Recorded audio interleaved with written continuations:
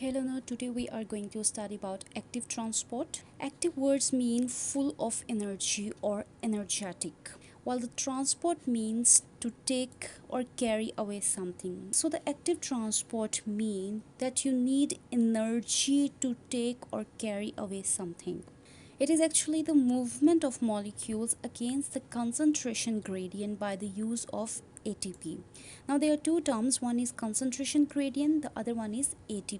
Against the concentration gradient mean the movement of molecules from an area of lower concentration to the area of higher concentration.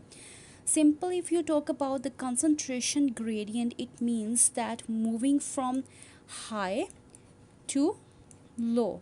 But when you go against the concentration gradient, it means you are going to move from low to high concentration. On the other hand, the ATP is actually the energy currency, or it is the molecule present in the body which provides energy. Here this is a diagram where we have this cell membrane, and in the cell membrane this carrier protein is present.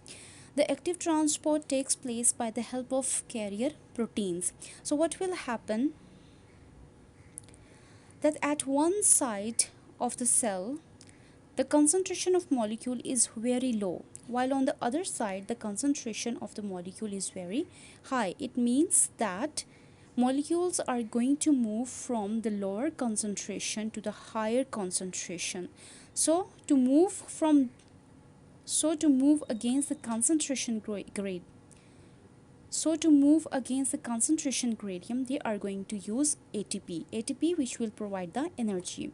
This is just like you have a cupboard which is full of clothes and all your stuff, and you have gone to the shopping and you have bought some new dresses. Now what you are going to do, that to put the new dresses in the stuffed cupboard, you are going to push your new clothes into it. It means that you are going to use some energy to move from it means that you are going to use the energy to move from lower concentration to the higher concentration. So this is also the active transport. Let's take an example of active transport, which is sodium potassium pumps, which are actually present in the nerve cells. In the nerve cells, the outside of the cell, it contains high concentration of sodium ions, while inside of the cell contains high concentration of potassium ions. So to maintain this concentration, what will happen, that the carrier proteins, they will use ATP to move the sodium ions from inside to the outside and the potassium ions from outside to the inside against their concentration gradient.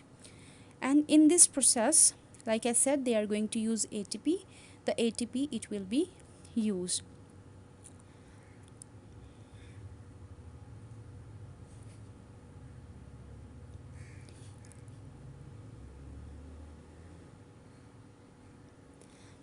Now here in this cell, the outside cell contains high amount of sodium. So normally the things move from higher concentration to the lower concentration. So what will happen, that some sodium ions, they will move from the outside and they will enter into the inside of the cell.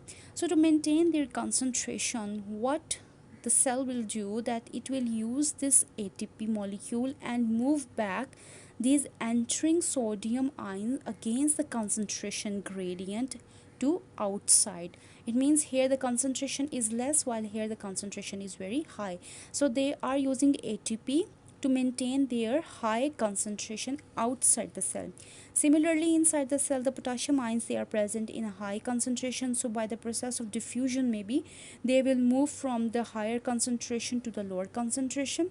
So to maintain their high concentration inside the cell, these carrier proteins, they will use ATP and they will move the molecules which were escaped from the inside, and then they will move it back from lower concentration to the higher concentration. Because we are doing something because we are doing work against something, so we need energy. So in the active transport, whenever you are moving molecules from lower concentration to the higher concentration, you will use ATP or energy. So that was all about the active transport. I will see you in the next video.